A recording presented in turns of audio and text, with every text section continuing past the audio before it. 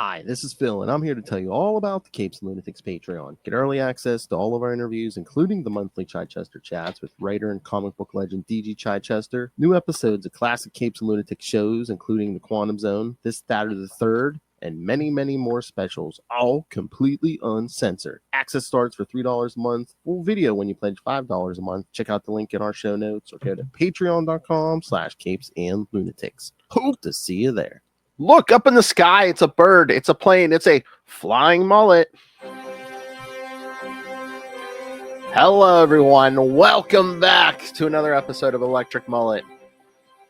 I am Phil, and joining me, as always, it is Superman's #1 fan.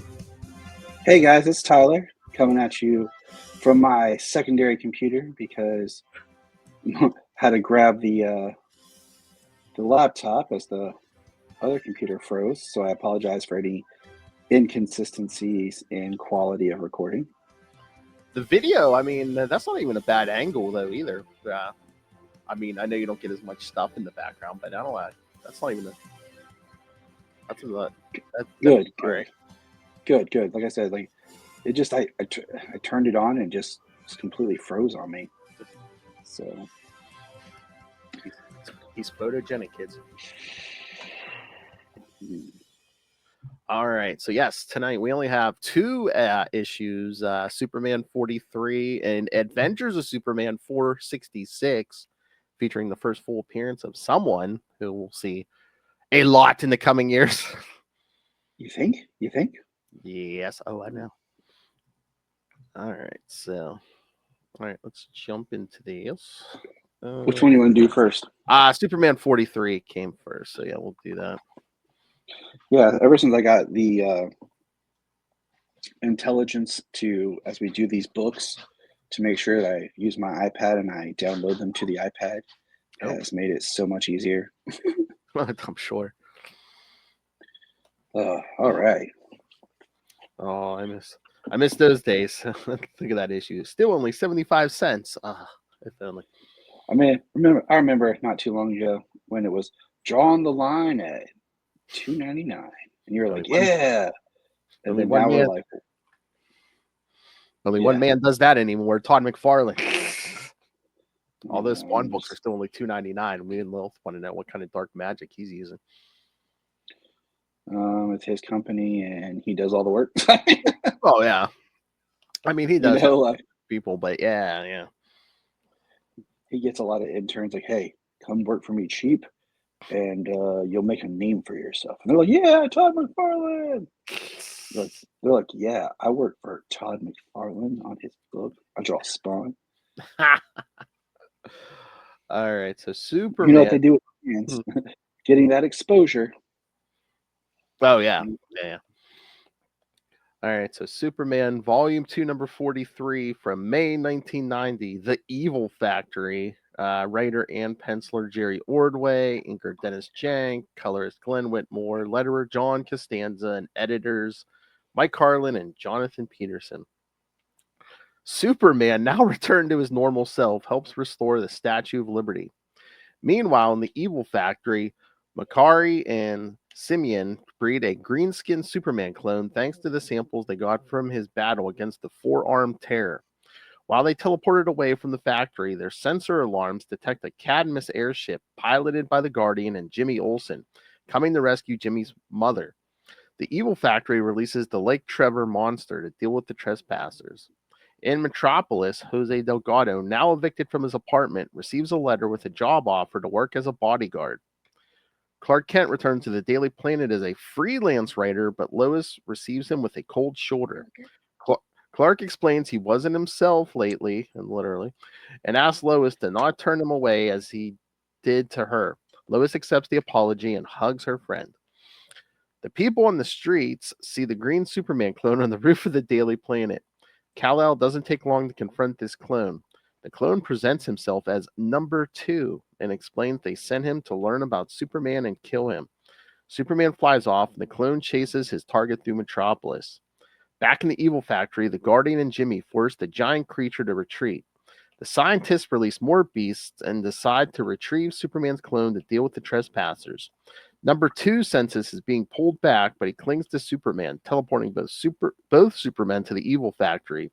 But number two's atoms get dissolved. Superman helps the Guardian and Jimmy deal with the remaining beasts while the evil factory starts to collapse. Sarah Olsen is free from her containing chamber, and using one of their guns, she sends both scientists to the same colorless dimension they send their previous failures. Jimmy saves his mother just in time before the factory blows up.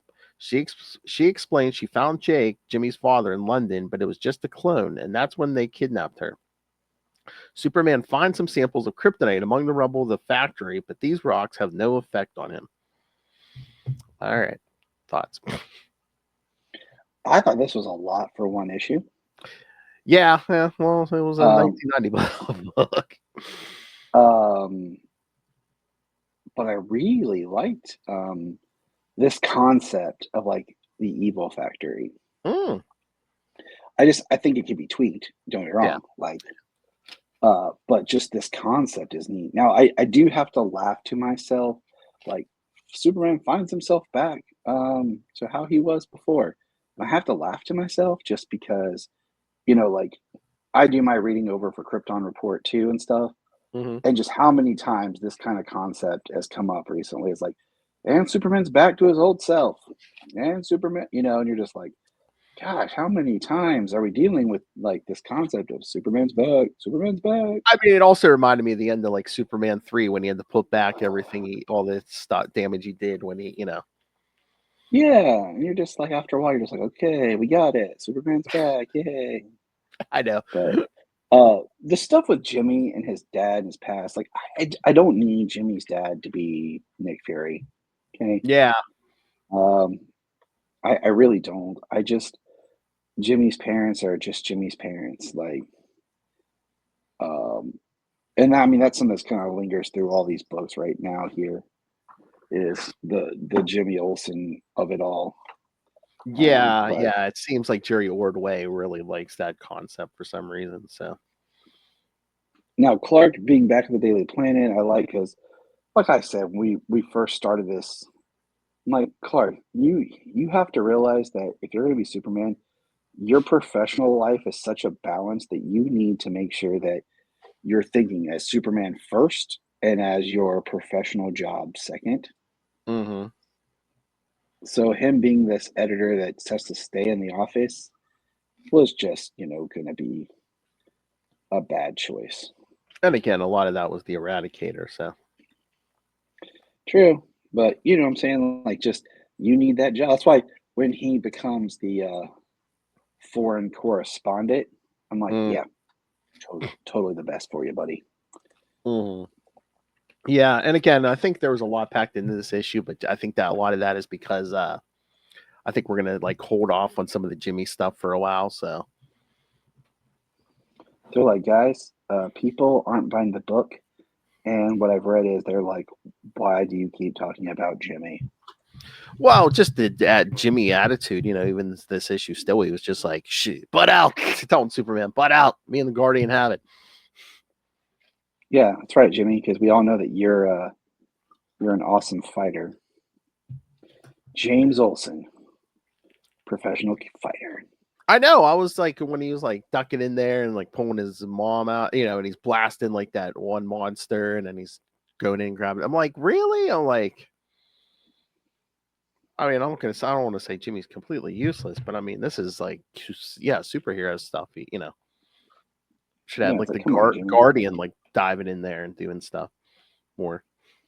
But the kryptonite, like, I like the idea of a person that's like this kryptonite man or whatever, but I don't like the idea of it being another clone of Superman.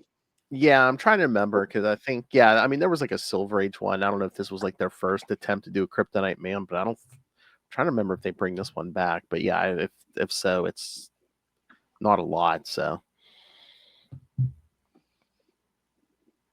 but yeah. I mean, that whole thing was really weird. Although there was that one when he's standing on the roof of the planet, it's almost like when Superman came back from space and he's standing on the roof of the planet.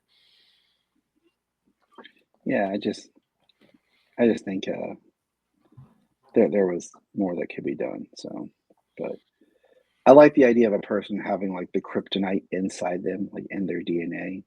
Hmm. I think it makes a much better adversary. Yeah, like Metallo. Mm-hmm.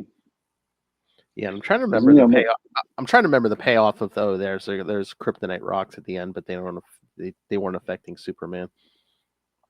If we had any but just payoff. like we see when we see clones, it's always like, oh, Bizarro or something like that, or Mm-hmm. Superboy or something, and just this idea that let's uh let's change it up and make it like a person, like just a person who's made with kryptonite in their DNA compared to like Metallo, who you could, like we've seen how many times, throw a metal plate over it and block it out of lead. Mm-hmm. But someone who like their body is kryptonite, their very being. Mm-hmm. So And I mean, and this guy was, and the clone wasn't really evil. I mean, it was basically pretty much like a newborn, and then at the end, come through that teleportation thing. Only one of them could survive, and he pushes Superman out, and basically looks yeah, like he which sacrifices himself. Yeah, but he goes to that black and white dimension. but then we get the caveman and Jimmy and Jimmy's mom versus the two little people, and I'm just like, okay, now this has just gone off the rails. Oh yeah, because Like, because of the way with perspectives and stuff, you couldn't tell how small those two were until Jimmy's mom comes. Looks like a giant compared to the two of them. yeah, and it's like I don't mind sci-fi. I love sci-fi, but then there's a point where you're just like, now it's just getting kind of ridiculous. Mm-hmm. And I feel like Yeah. this is where that book was going, because I like having the sci-fi blended with the reality. Um, uh, you know, Mm-hmm. but Yeah, like I said, I think we were kind of wrapping Jimmy's stuff up here. That's why we're trying to do a lot here. but Because again, I think yeah, Ordway loved the Jimmy stuff, but yeah, it's pretty much winding down for a while here. but yeah. I mean, this, like, I don't really care for the Guardian and Jimmy stuff as much. Like, Mm, I like them interacting with Superman, hmm. but I don't really care for them. So Yeah, I mean, I don't mind the Guardian, but yeah, like as we said in previous episodes, yeah, the last few months, Jimmy's just been unbearable. I mean, everything's Superman's fault. Hmm. So, but yeah, this one I was just like, okay. It started strong, and I was intrigued, and then it got to a point I was like, okay, what just happened? Hmm. I mean, I almost wish they would have said something like, since the Eradicator was, responsible for Jimmy's transformation, if they would have been like, oh yeah, the Eradicator was affecting Jimmy's mind too. That's why he's been such a dick for the last couple months. Totally take it. Totally, I would accept it. I wish. I would have been like, okay, I'm in. Like, I'll be fine. I'll Hmm. believe it. You know what I'm saying? It's like, it's one of those, like, you give me a story, but then you make it make sense within the context of the framework of the world that you've created. All right, but Hmm. yeah, once again, nothing. Hmm. So, And the Lock Trevor, or the Lock Trevor monster. dear Lord, like, I know, I know. there's just some stuff where you're just like, come on, man. Like, can we get back to Metropolis? Yeah. All right. All right. Should we get to the next one? Because again, the next one's a big one in Superman history here. Yeah, let's do it. Had you read this one before? I don't think so. No. Oh, okay. All right. So yes. So Because I kept thinking, like, have I read this one? But then I remember it just reminds me a lot of that episode of Batman Beyond. oh yeah, yeah, and yeah, I'm sure they've recounted some of this stuff in this issue numerous times in numerous places. So All right. So, Adventures of Superman 466 from May 1990. The Limits of Power. Writer and penciler Dan Jurgens. Inker Dick Giordano. Colorist Glenn Whitmore. Letterer Albert de Guzman. And editors Mike Carlin and Jonathan Peterson. Following their exposure to cosmic radiation in space, the crew of the space shuttle Excalibur crash lands on Earth. Out of the wreckage, the crew members find out that their bodies were affected by the radiation. In the case of Steven, his body's made out of cosmic radiation, and Jim turns into a mass of rock, gravel, and wreckage of the ship, feeling constant pain and being unable to speak. With Hank Henshaw and his wife Terry seemingly unaffected, the team decides to travel to Metropolis and use LexCorp's facilities to treat their conditions. In Metropolis, Lois invites Clark to have dinner at her apartment. The evening is suddenly interrupted by the reports of 4 radioactive paranormals invading LexCorp. Lois goes with Perry to the scene of the events, leaving Clark in her apartment to take care of the dinner, since he's just a freelance writer now. But Clark turns the stove off, changes to his Superman suit, and flies to the scene. The battle at LexCorp escalates quickly, with both sides accidentally hitting Superman. Steven goes completely berserk, but Superman uses Luthor's battle suits to contain the radioactive being. Before the battle could continue, Hank explains the situation to Superman, who agrees to help them. The crew gets inside the facilities and starts looking for a cure, but Hank's body is rapidly decaying. While Terry fades out to another dimension, Steve breaks free from the containment suit and flies straight to the sun. Superman tries to stop him, but Steve is faster than him. Back in the lab, Hank dies, seconds after Superman's return. Superman uses a radiation chamber to return Terry to her normal state, but Jim commits suicide by entering a magnetic resonance imager. With Terry now alone and in shock, Superman takes her to the hospital. Clark returns to Lois's apartment just before her return. Clark tells her that he wants to move forward with their relationship and kisses her on the doorstep. Yeah, he And does. that's not a metaphor, kids. They were actually standing on the doorstep. All right. All right. Thoughts, Tyler? I mean, I love the relationship of where we are with Superman, or say Lois and Clark here. Yes. It all starts here. Yes. Because I feel like that's just something like we needed to get back to. The Fantastic Four here was pretty crazy. I had forgotten how much with the Henshaws they had done, but I do like it because it does plant the character seed, Mhm. and everything. So for later when we get, Oh, Hank will be back in 468. Don't you worry. I'm just like, it's just crazy, like. Mhm. Um, so yeah, I enjoy what they were doing here, but I found some of it kind of weird. Of just like, how did they not get sued for this? Oh. I mean, Marvel and DC used to do stuff like this all the time. Just doing that weird like little stuff like this. Like Marvel would have their Squadron Supreme, which was basically their version of the Justice League, so the Avengers could battle the Justice League and stuff. They used to do cute little stuff like that. But yeah, I mean, and again, it's not like they were spinning their own book out of it. They weren't getting their own monthly book out of this thing. But yeah, I really liked just the Clark and Lois stuff. There's one panel where Perry's wife looks like a Oh man. yeah, oh yeah, when she gets all angry with Clark. And I Yep. mean, I get like Clark was being like a rude little jerk, while under the influence of the Eradicator. But I'm like, how can you get mad at this guy? I mean, he was, as far as he was trying to advance his career. I get Perry helped him, get into the world of journalism and stuff, but you really expected it, if he didn't want to stay there the rest of his life, you can't get mad at the guy for thinking about his Yeah. career and stuff. But she was just hurt because, Yeah. like you said, like I mean, even if she had said, "Oh, the way you left" or something, yeah, I could see that, or the things you said, or I could see that, but just the act of him leaving, I'm like, yeah, but So,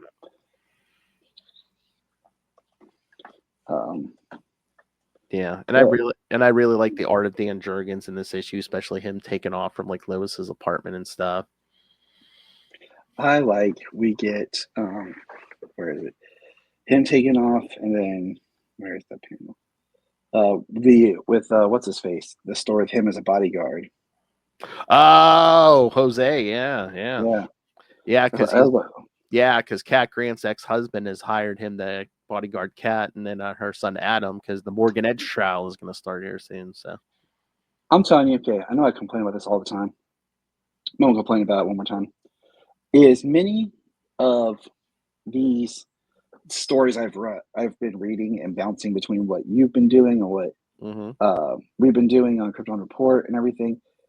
Having the inconsistency of like hair color is a nightmare.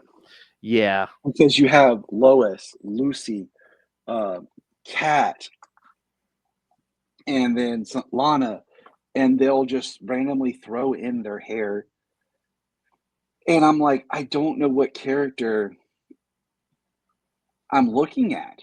Like I'm like, because if I don't have the context of the bubbles, like, 1 minute I'm looking at a blonde, and then the next minute it's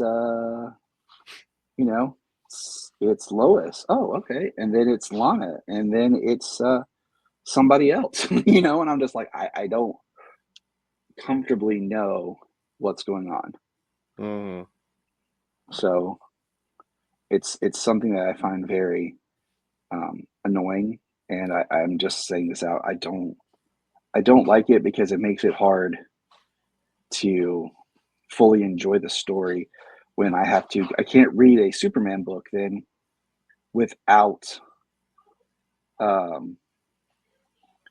really reminding myself, where am I in like context, like, yeah, and it's something that just in story can be annoying. Trying to keep up with continuity is one thing, but then like trying to remember, oh wait, this is a person, I don't even remember what person this is because of everything. yeah. I mean, and again, in this era, I mean, between different people on different books, and then they'll every once in a while they would have like printing errors and stuff too. So I don't know if it was part of like the printing process back then, but or people just not doing their homework. Yeah. And it makes it very unenjoyable because I don't know. So, but I like the Henshaws. I like that angle. I like seeing the Henshaws. I like that whole. Um, so, yeah. I'll tell you what bothered me about the art. That last page, like when Jose was coming to talk to Lois, and he catches Lois and Clark kissing in the hallway. I'm going there now. That don't look like Jose to me. That looks like it like almost looks like Perry White or something with like dark like black hair or something. That looks like an older man. That don't look like Jose to me. I totally see what you're saying. Because if you had not told me in the story, if you had not told me in the story earlier he was coming to see Lois, I wouldn't have known who that was. I gotcha. Like he looks like a heavier, older man. Mm-hmm. Yep. But and yes, so yes, kids, it looks like Hank Henshaw has died in front of a computer terminal. So take that for what you will. Yeah. Then again, we'll get back to this in Adventures of Superman 468. So, but overall, like I like this one so much better. Oh yeah, definitely, yeah. So, and again, I mean, better story overall. But again, also, yeah, it's the origin, as we know now, the origin of Hank Henshaw. Mm-hmm. I love they try to break into LexCorp to like cure themselves, and the security guard's like, "Hey, hold it right there." And then like one of the other guys calls them, is like, yeah, get away from them. They're like contaminated with radiation, like off the scale. Yeah, guys, Like, yeah, Guys like, dude, get away from me. yeah, the guy's like, get the guys in the war suits up here. I don't get paid enough for that. I'm just like, okay, all right.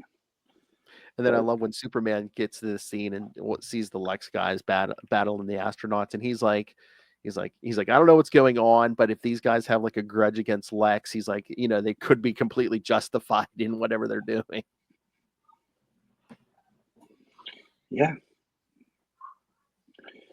Oh, that's the other thing. And then it's like, yeah, because like there was like weird radiation and then like solar flares. So Superman was like, oh, well, maybe it's from me throwing the Eradicator in the sun. And then in the end, Terry's like, no. She's like, she goes, I don't know what the Eradicator is, but you said you did that yesterday afternoon. She's like, no, we got hit like yesterday.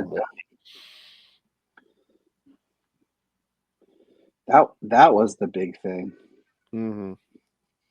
Mm-hmm. So yeah, so it's 1990 here, and I mean, it's gonna be like another 2-3 years, but I mean, we've already gotten, spoilers, two of the four Supermen are, Yeah, and it's pretty intense. Like, so yeah, which I kind of like is like, yeah, they like these two were characters who had been around before, and then it's like, oh hey, forgot about these guys. Yeah, this.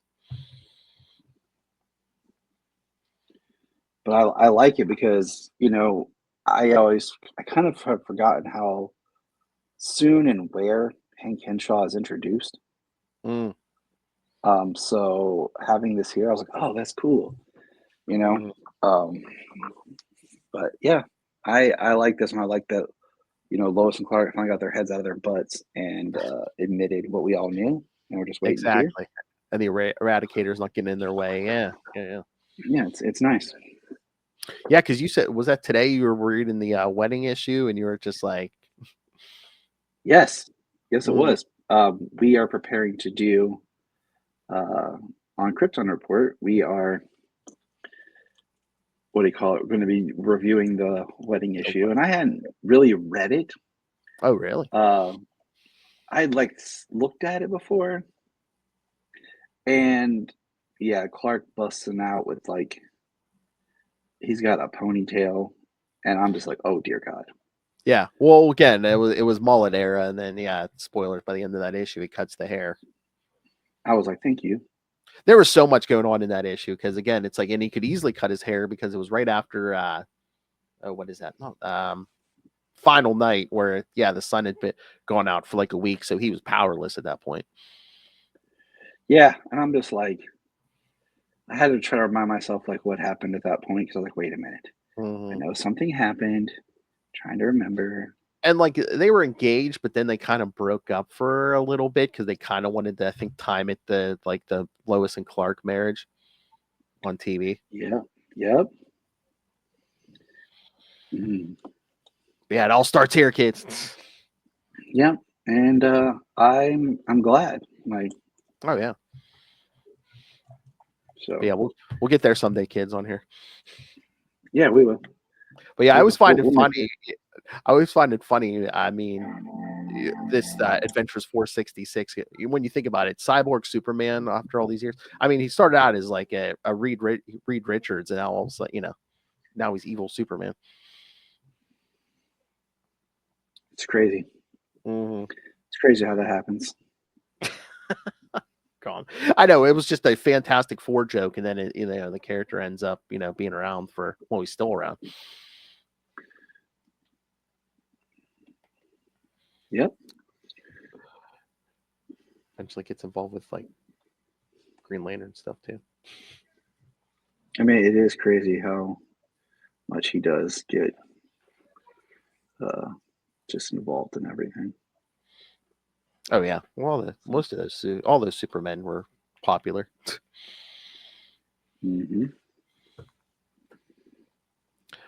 All right. So, anything else, Tyler?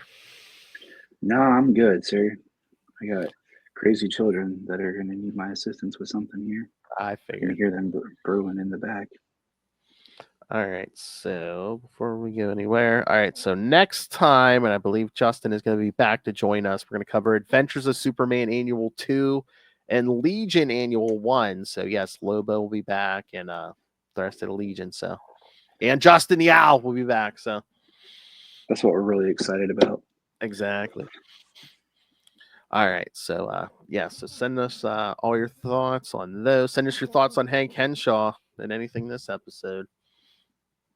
All right. So email us CapesandLunatics@gmail.com or call the voicemail 614-382-2737. That's 614-38-CAPES. And the first time announcing this on this show, new website, CapesLunatics.wordpress.com. You can find pretty much almost all of our all the Capes Lunatics episodes. And I'd started this blog earlier, so there's stuff on there from before Capes Lunatics. So I'm trying to remember, we might have before the bad stuff on there. So yeah, there we go. Yeah. That's some. Yeah, that's going back. All right, so yes, check out CapesLunatics.wordpress.com. You can support us buying merch on TeePublic or Spring. And again, Lilith Hellfire demands that you rain random money on us through the Cash App link. Make it rain.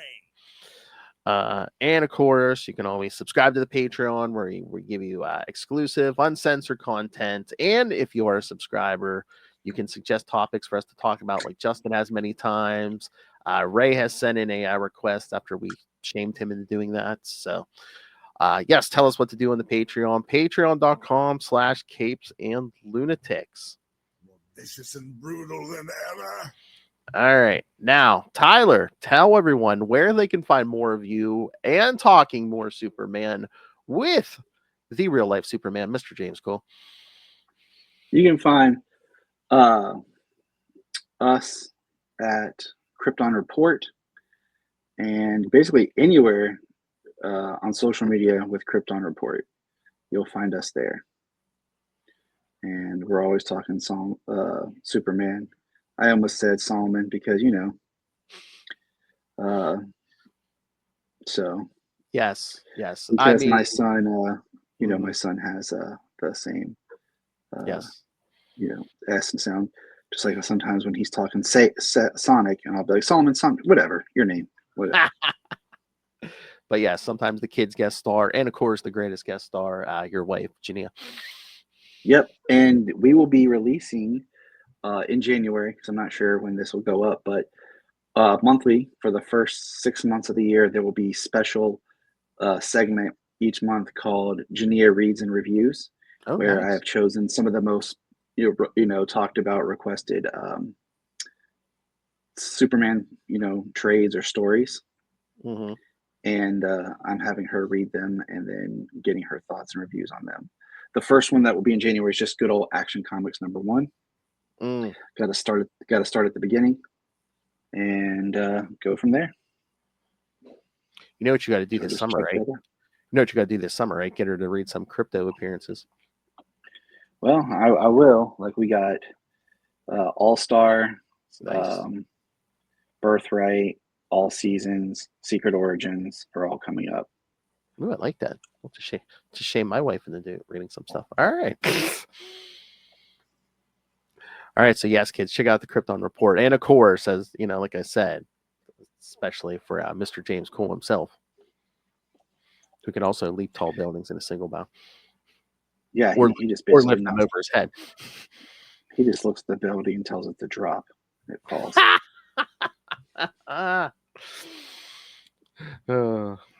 Bears worry about James Cole attacks. Yeah, they do. Jania she told me, what if all this stuff that we say about James is actually true, and we're actually just psychic, and we know these things about him? Completely changed my perspective on life.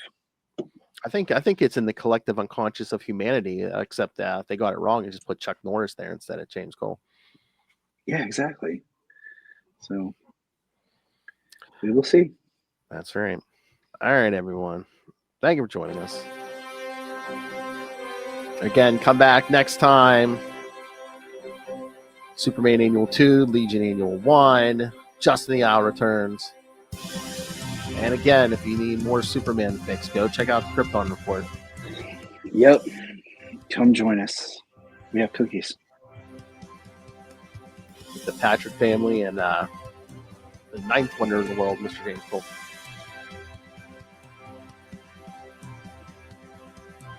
He will be here guarding us.